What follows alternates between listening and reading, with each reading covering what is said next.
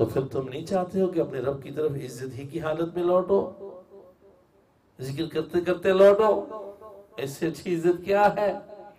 اللہ اکبر۔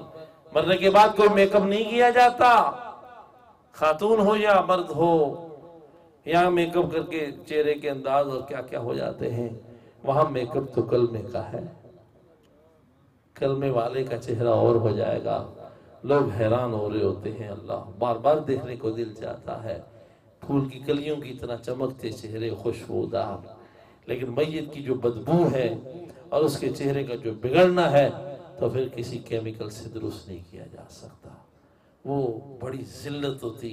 اور پھر قبر کا عذاب تو علیحدہ ہے کہ بچھوں اور آنے والے سانپوں کو کوئی روک نہیں سکے گا، اور تکلیف وہی ہوگی جو عام زندگی میں ان سب چیزوں کی ہوتی ہے، خوف وہی ہوگا۔ حضور نے شاہ فرمایا کہ زندگی میں انسان جس چیز سے ڈرتا ہے تو قبر میں سب سے زیادہ اسی چیز سے ہی اسے عذاب دیا جاتا ہے۔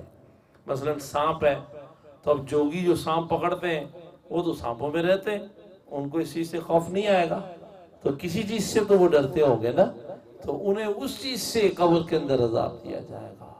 اور کچھ نہ ہو، کوئی کتنا ہی جیدار اور بڑے ہمت حوصلے والا، کسی چیز سے نہ ڈرنے والا انسان ہو، مگر اسے آگ میں ڈالا جائے تو کیا عالم ہوگا؟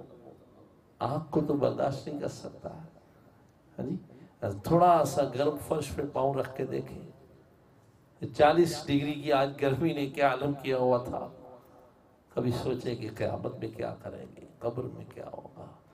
یہ صالح اعمال ہیں جو اسے ٹھنڈا کر سکتے ہیں۔ اپنی زندگیوں کو اچھا کرو، توبہ کرو، ظلم کرنے کے بعد کبھی معافی اور کبھی اللہ کی بارگاہ سے رحمت بغیر توبہ کیے نہیں مل سکتی ہے۔